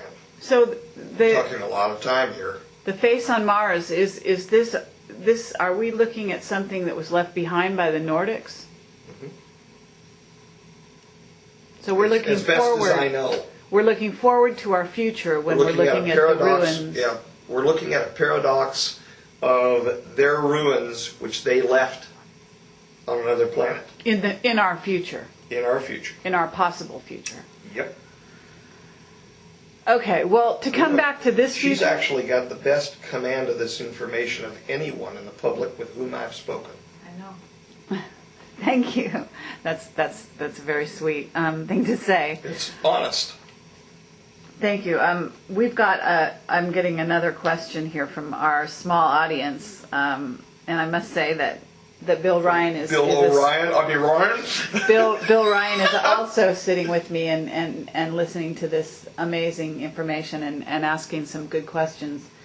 When we're looking at Mars, are we therefore Mars. looking at the future? Now the question I is just this. don't understand that. We're looking to The a telescope. question of the day is that what is going to happen? What is going to happen when the transition occurs, and we either continue on one, or God forbid, number two happens. If number two happens, we're not going to be worried about Mars. We will have much more important things to worry about at that moment. Let's say, God willing, and I think we will, remain on timeline one. What's going to happen with our imagery of Mars? I think we'll probably remember taking images of these anomalous structures. And there have been some anomalous structures imaged on the moon as well. So I think we're probably going to remember that. At least I think so.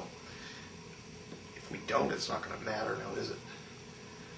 So what you're saying is we're going to go back to the idea that there is no face on Mars. Or there will be a face on Mars, and it will be presented to us at that moment as something different. Maybe the bricks will turn to rocks, and we will get there and find out that all of these beautiful ruins, including the scorpion. If you don't think it's a scorpion, tell me what it is. Okay, I'll show you the images from Star City on the top of this pyramid. If it's not a scorpion, tell me what it is.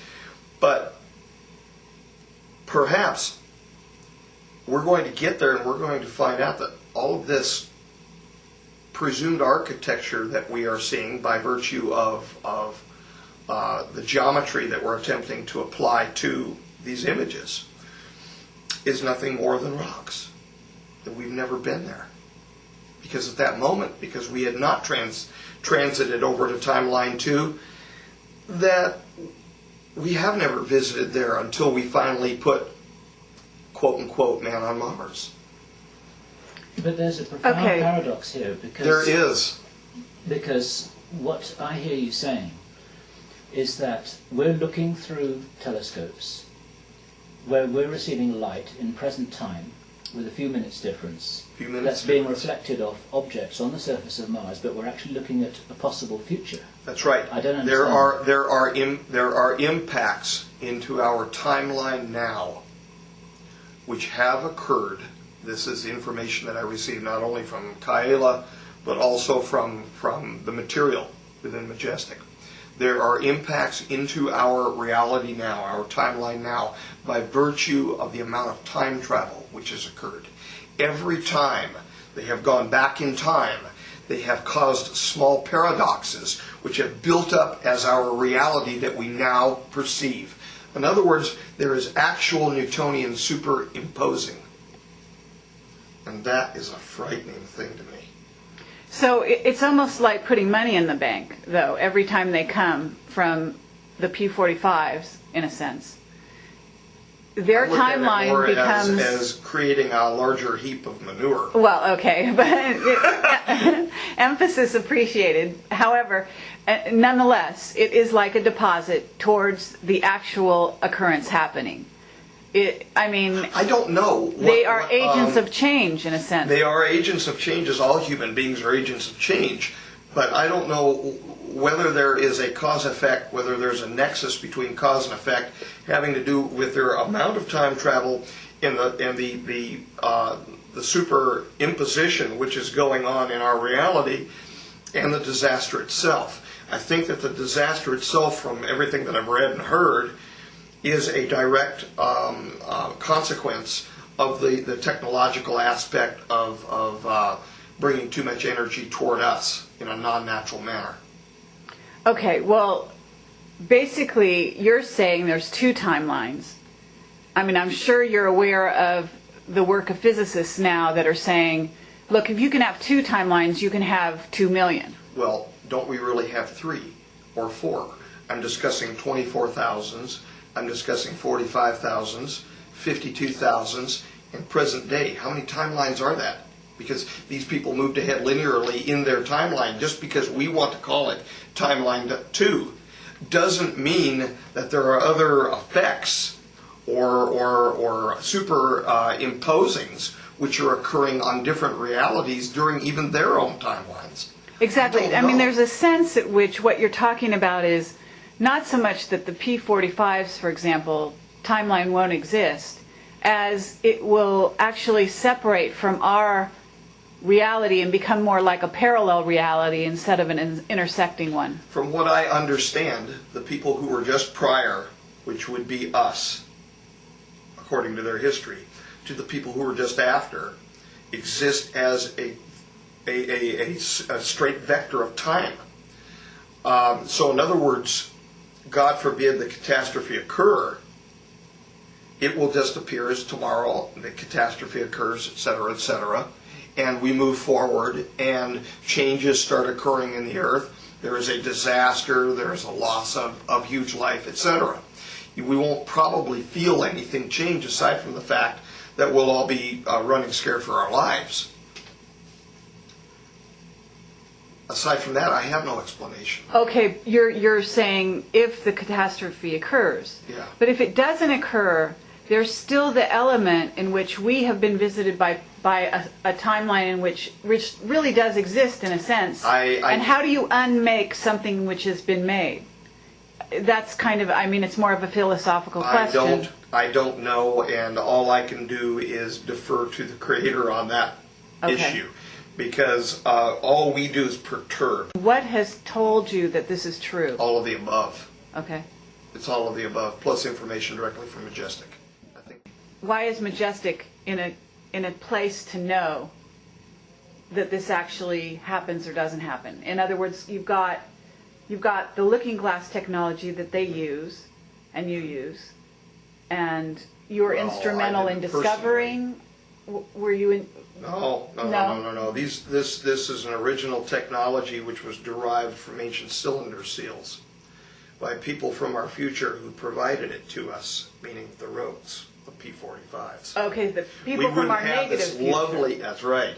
We wouldn't have this lovely technology if it wasn't planted in our past for us to use now. The entirety of the technology must either be disabled or destroyed. In other words, to unmake the technology. Until at least after we pass through this time period. There is no way. From the deceit, the conceit, the avarice, and the greed that I have been around over the last 20 years amongst the good side of these two dirty coins, there is no way that they're not going to start this equipment back up again if it's usable after this. Of course they're going to. Come on. I mean, they've got this, it's like a magic box to try to see into the future. What they're going to do with our future with regard to that, I've got no clue. I have no power over it, and I have no clue. Okay, so this looking glass technology comes from cylinder seals. Originally, yes. How? Originally, it was a series of instructions for accessing the wormholes which naturally pass in the hyperspace in which we find ourselves. And from there, they worked on the technology. They built the equipment from the instructions. After building the equipment from the instructions, they began to tweak it and find different things out about it. One of the things that they found is that they could actually use it as a peering portal, like a peering glass, if you will, to see different aspects of not only the future but the past. Are these And Sumerian? I would say that they slightly predate Sumerian time frame, but that some of the information which came down from cylinder seals that slightly predated the Sumerian time frame were then recopied in Sumerian seals as well. And those cylinder seals, oh yes, and those cylinder seals, to the best of my knowledge, have all been obtained. From Iraq. Some of them from Iraq, yes. Some of them from Some of Egypt? them from Egypt, some of them from other countries where they were being stored. And I really don't want to get my country into too many problems here. and you've got go ahead. For a second, it's. I want to reiterate, the Rogue P-45s jumped back, seeded this technology, because that's what they wanted to do, was to seed the land to help facilitate the catastrophe. Because by placing this technology available, they knew that it would be utilized, and as long as we as people, oh my God, they wanted to go back and seed the technology, because they felt that as people we would be unable to break ourselves away from using that technology. How is it that this technology is being utilized now? And isn't, if you're talking about a wormhole, isn't it the same thing as a Stargate? Essentially, yes. The technology is not being utilized now. Anywhere we find it, we take it. Who's we? Because you have warring factions. You've got the Illuminati on one hand. You've got the Majestic on another. We as the United States, as part of the UN, NATO. I don't really want to comment too much about NATO and who's controlling the NATO alliance at this point. But isn't it a fact that the Illuminati we're doing most of the lion's share. Would be stealing back this looking? I mean, if they want it to happen, their objective would be to steal these cylinders and get them on, so that they could use the looking glass technology. They can't show up as an aggressor to steal anything back. So what they do is they vote against us. How does that stop looking glass technology? It plays out in the UN. Well, we had looking glass technology and portal, actual Stargate technology in Iraq as late as the start of 2003. And a lot of countries didn't want us to enter Iraq. We did, though, didn't we? Right. But how is it that, in other words, it sounds like... Omar just handed his two over. We just told him that we were going to make him rich beyond avarice. And he was a little smarter than Saddam, that's all. And so what he did is he handed them over and says, "Oh, please come into my country." He says, "Look at my my equipment to make sure that I'm not making any weapons of mass destruction." Meanwhile, out the back door goes the two that Saddam actually had transferred over to him. Cylinders. Equipment, Stargate activating technology, for them to experiment with. They were experimenting. But if the looking glass technology is the same thing, is access as a wormhole. The technology accesses a wormhole. Yes. It also accesses Stargates. Well, that's essentially the same thing. I've been using the term Stargates technology as meaning a machine that accesses a wormhole by spreading out the energy, the strange matter, or whatever it is, and I'm not a physicist, that spreads it out in a compatible way to either communicate through it or passage of information. And that includes also... But it occurs naturally. Stargates occur naturally. Indeed they do. So how do you close those? You don't, and we don't want to. We don't want to. The history reads that the natural passage of us through this energetic space is a good thing. But it's our use of technology which provokes the catastrophe. So it's our enhancement of this natural system, inappropriate enhancement, which provokes the catastrophe. And so, no, we don't want that to happen. I think that the energetics that we're passing through is part of what's happening to us naturally that's changing us in a positive way. It's part of the loving cosmos that we're part of. I think that's probably one of the factors, not all, but one of the factors for the rise of these beautiful children, the indigo children. And I'm all for it.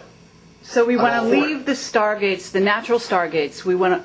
They are leaving those alone. Right? We want to keep our hands off from nature.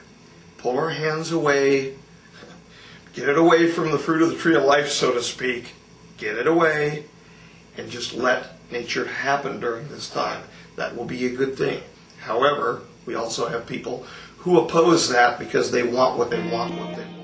Okay, so tell us Sure. about Okay, well, the Men in Black the phenomenon. Men in Black. Yeah. Part of it is a psychological operations unit within Majestic.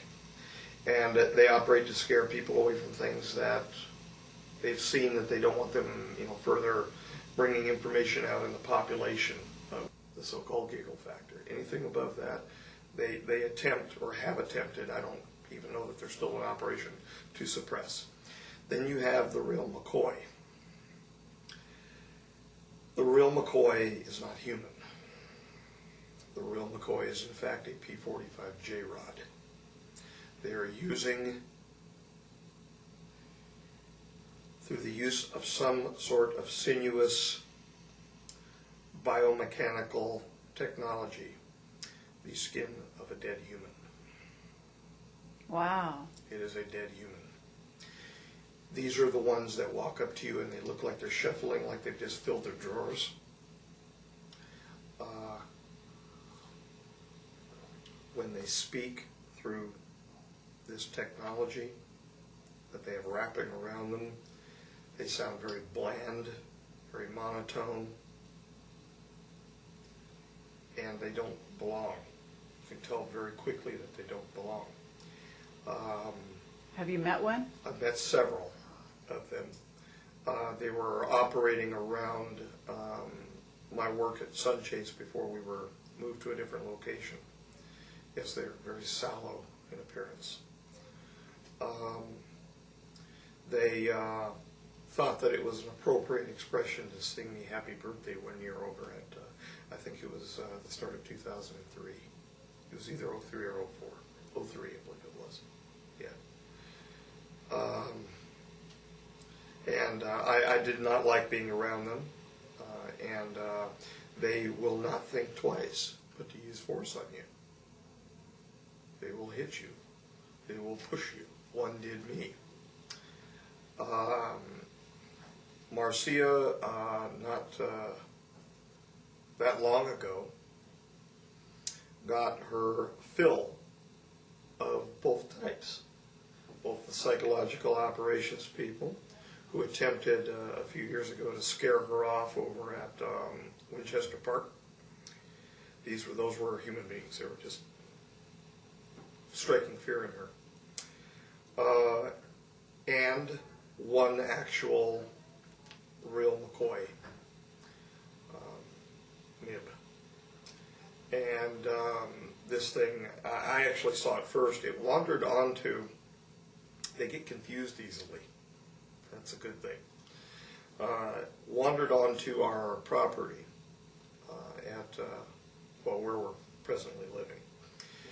And I was walking home from her apartment at the time, and I thought a child was swinging on the swing. There's a swing set out in front of my apartment. The closer I got, I thought that it was a little older kid wearing black. Then I noticed it had a hat on.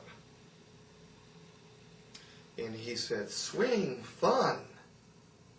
He was lost in a memory, apparently, of the person that he was wearing.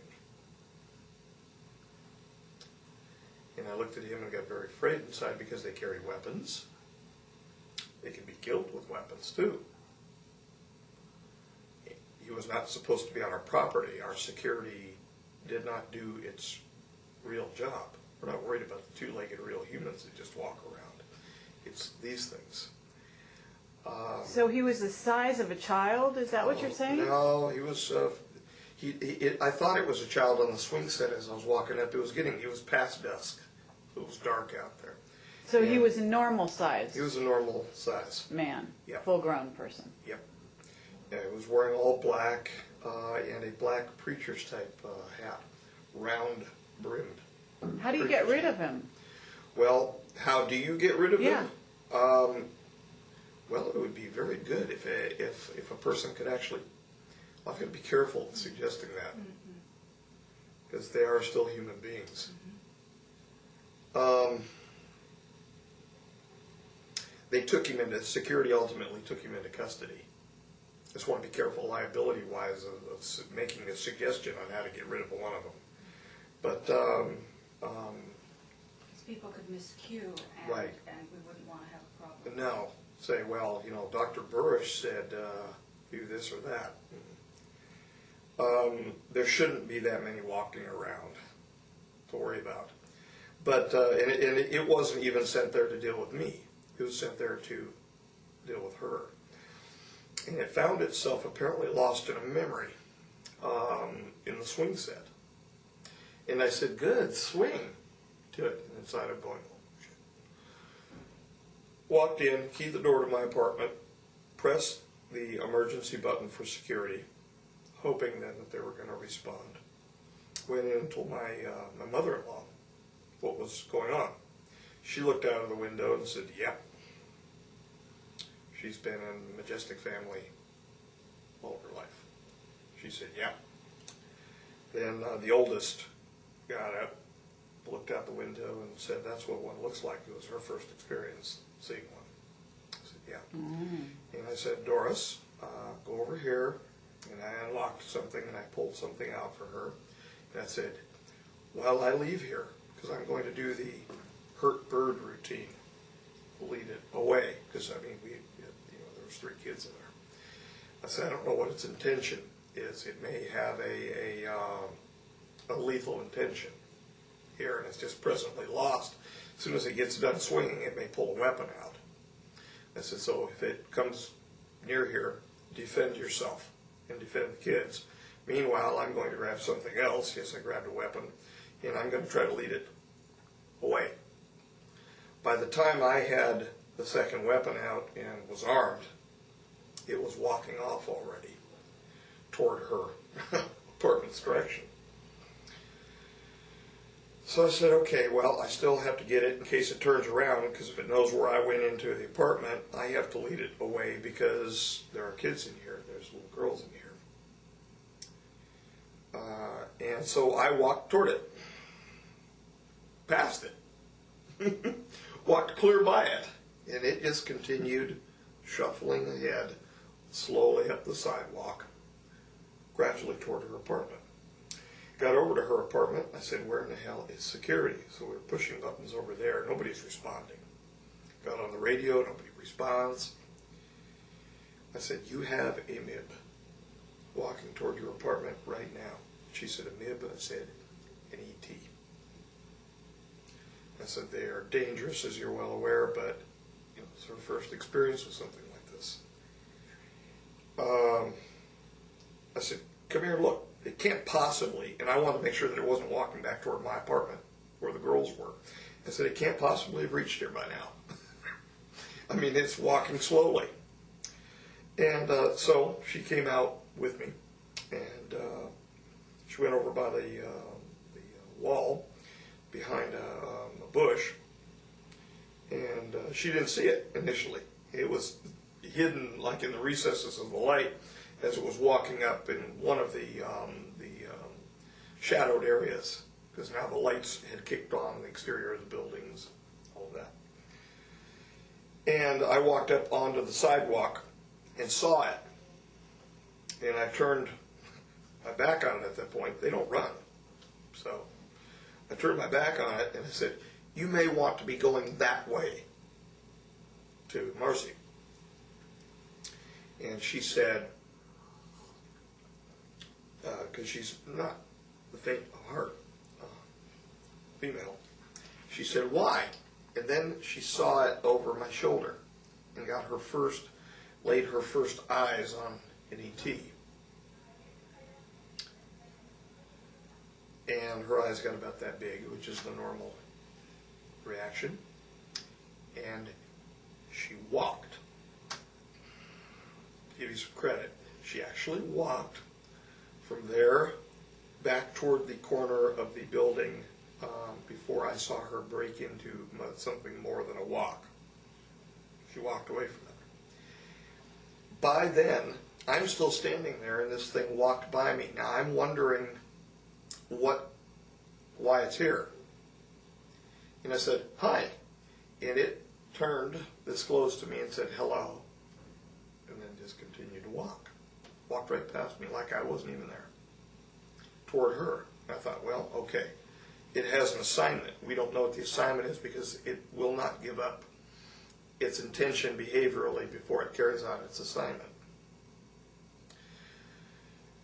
And I wasn't sure if it was armed or what, so I walked by it again. This is how slow it is shuffling. It walks like it's got poop in its pants. I mean, that's how you can. I mean, they are clearly not comfortable in the skin. I walked by it again. Now I have made certain adjustments to the firearm I had on me because I was figuring that whatever was going to happen, it was going to happen fairly soon. And if it pulled a weapon out, I was going to do what I learned in the police department and do it well for probation. Got back to her, got all the way into her apartment, locked the door. And then I said, you go get your gun. If it pulls a weapon out, you've been a former cop too, do what you do and do it well. By that time, we were both shaking, figuring, it was going to turn into something very bad. It sat down on the stairway outside of her apartment, and it had a bag with it. It was a black bag of some sort, and I didn't know what was in it. It could have been anything. And it just sat there. And then it got up, and it walked past her apartment. And now I'm looking at her like, what the hell is this? Still no security. Finally, after it had made its way all the way to the basketball court area, and stood there and looked around, still confused. Security came up with its weapons, drawn, and took it into custody. Put it in one of the vans, and off it went. They cuffed it, like a human being would be cuffed, and they took it. She got a couple photographs off. We actually, because it walked down toward the court, I was looking through the window and said, well, there's no way it could hit us from here, even if it does have a gun on it or whatever. She stepped out onto her porch and she took a couple photographs.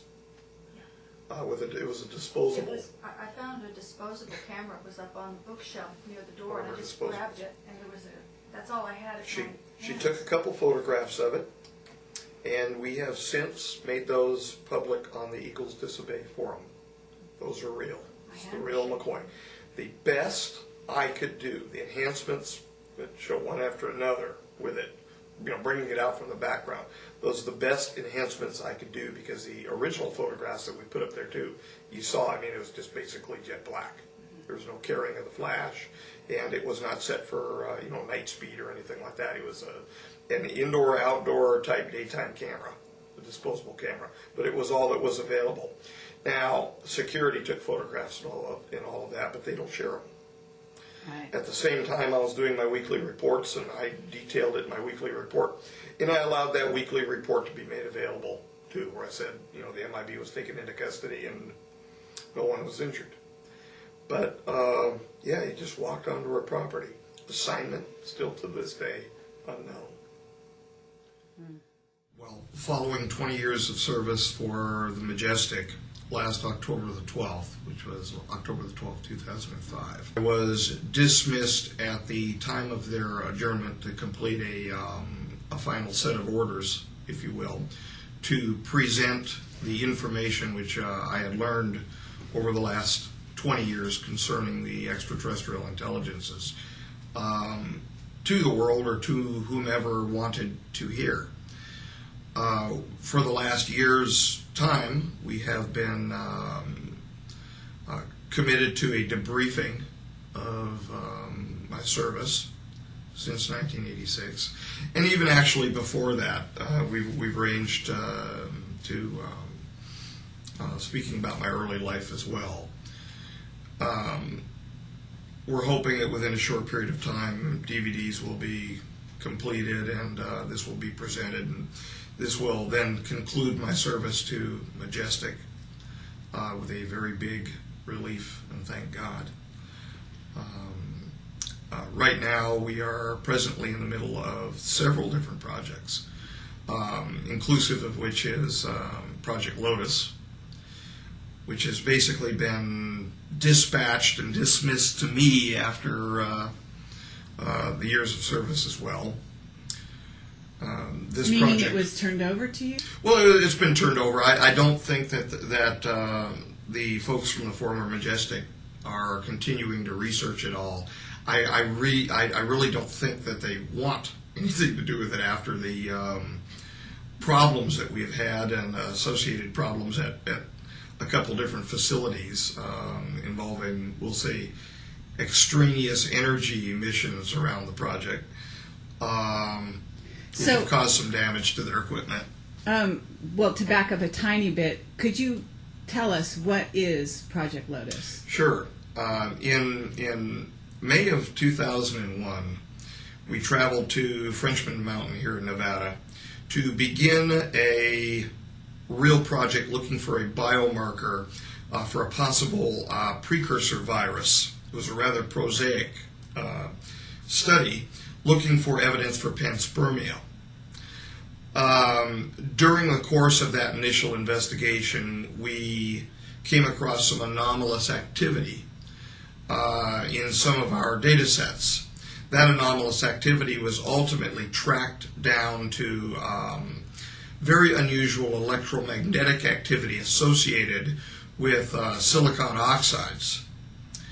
And we have since tracked that anomalous activity to any silicon oxides present in minerals. To wit, the activity is the presence of an emission of electromagnetic bundles containing information. We are presently attempting to further define the nature of that electromagnetic anomalous activity.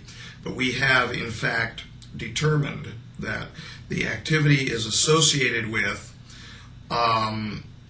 cells within the terrestrial environment, and that they have effects upon cells in our terrestrial environment, up to and including modifying the genetic material of extant cells in our environment. Are you saying living cells? Yes. We have, together with these electromagnetic emissions that we have defined with relative precision to date to be specific varieties of what we termed as particles. We had to call them something. They're bundles of electromagnetic material, confined discrete bundles, that we believe are possibly related to as far back as the ancient Pavitrakas of the Hindus, subtle matter particles, which could be imparted into our environment and affect changes. Thus far, we have not observed negative changes, meaning the effects of these subtle matter particles, if you will, have not affected our environment negatively. But you have had interruptions as a result of those particles. Well, we've in anomalous activity, you said. We've had anomalous thermal emissions when too much or too little energy was imparted to the silicon oxide bearing material. We have had unusual drains of batteries around the activity, and have not defined why. But there have been two phenomena associated with Lotus that have been particularly striking to me as a biologist. We've had resets of cells which have occurred, and I say resets because I'm trying not to make it sound Frankenstein-like, where there have been heat-fixed yeast cells which have been used as offered, if you will, to this phenomenon as target cells. And upon the receipt of material of these dead heat-fixed yeast cells, we've had a restart of the cells, and we have the photographic and the... So they've come back to life, is what you're saying, as a result of this. There has been energy. Yes. I really don't even like using those terms. It's out of the book, off the edge of the pizza, so to speak. But we have had a restart of the cells in that location. However, the cells which have restarted from the dead cells are not the same cells, are not the same functioning cells as the precursor cells, the precursor yeast cells. We don't really know what they are. You mean, are you saying that the cells changed and they're functioning differently after being exposed to this energy? Yes, we started out with essentially a fungal cell, a budding yeast cell, which we heat fixed, and the result was more termed what one would normally term an animal-like cell. Really? So it actually changed it from one thing. It actually transformed it from one thing to another. It transformed it from one thing to another after imparting to it what we've come to call a template. There is an actual imparting of DNA to the cell. So we're receiving DNA essentially across some sort of an electromagnetic barrier through these what we call portals, these emissions of electromagnetic energy that then impart further discrete bundles of electromagnetism to our environment. So we're attempting to understand it. We don't understand what we are truly looking at the moment. We've not fully defined the Lotus as a system. Okay, but are the particles, are these the Ganesh particles that are coming through? We've defined three basic discrete varieties of particles that we have termed alpha, beta, and C-type particles. The A-type particles were nicknamed Ganesh particles, and that's what they are. They're nicknames. We had to call them something, so we called them Ganesh particles out of a historical deference, if you will, for the mover of obstacles. And we called the portals Shiva portals. There's an opening or a changing. These are the admission or emission centers, if you will, for these Ganesh particles. And then we have still another variety of particle, which we call Selkies, and Marcia actually named them. These are C-type particles, and they basically act as almost like crossing guards, which line the periphery of an electromagnetic stream that leaves these portals, and basically act as guards or guideways surrounding the Ganesh particles, giving them a pathway to a target. Now the real question, I think, is how is the decision being made for a target? And we've identified on these Selkies what appear to be acoustic antennae.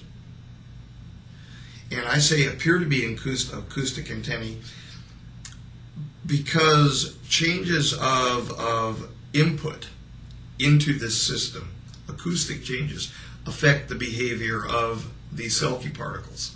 Sound. In other words, Yes. Sound is affecting the Selkie particles, causing them to redirect the energy towards a target or away from a target? Causing them to redirect their positions which confine an electromagnetic stream or a river, if you will, being emitted from these portals.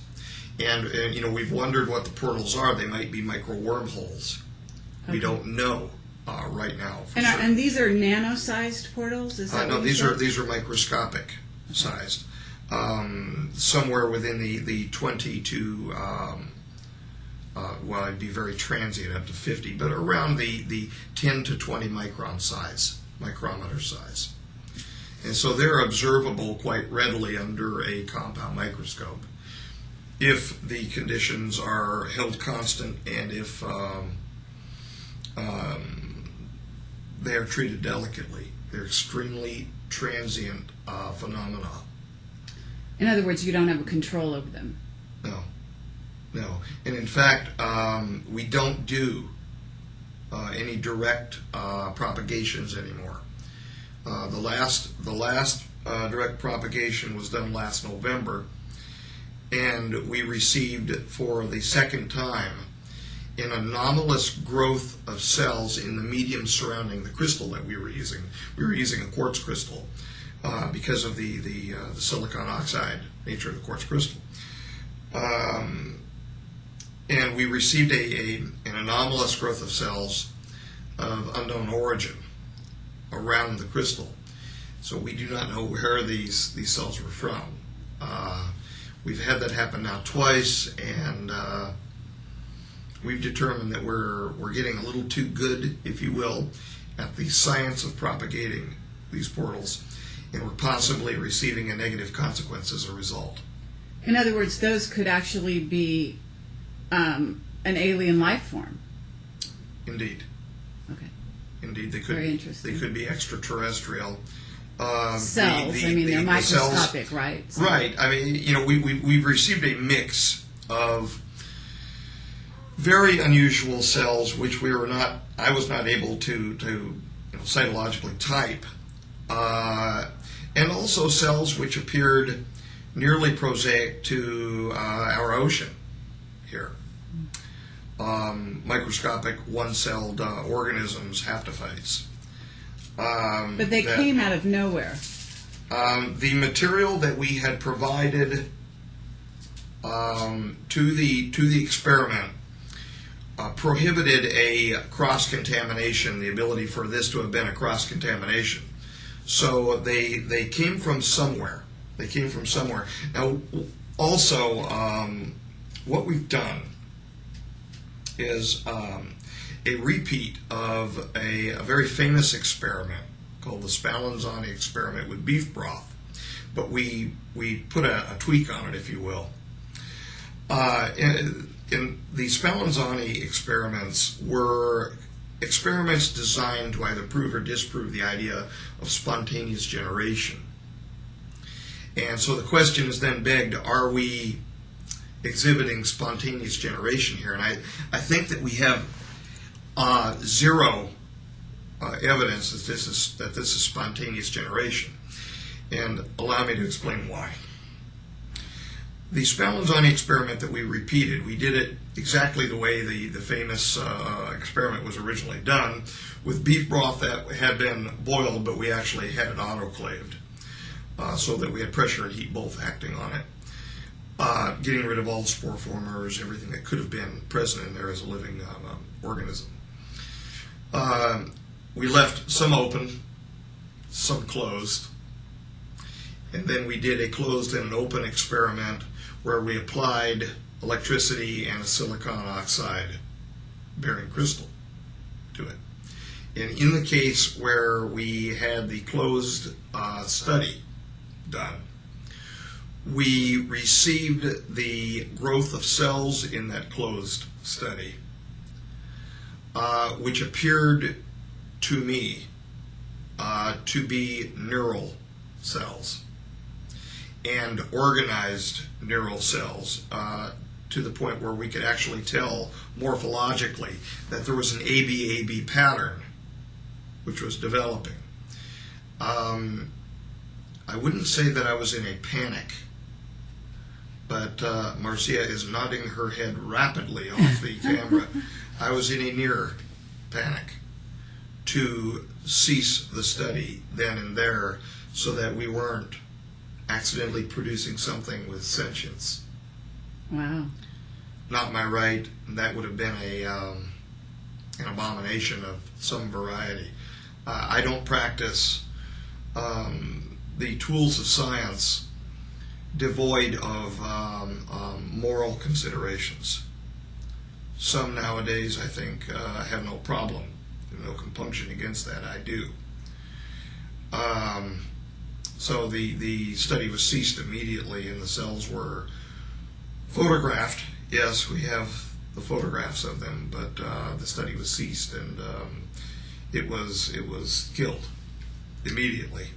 Okay, well, this is really kind of earth-shaking information that you've got here, and now Very that humbling I'm getting it for me. in a way that I understand, it makes it very clear. Wow. But Thank you, Dan. That was quite enlightening.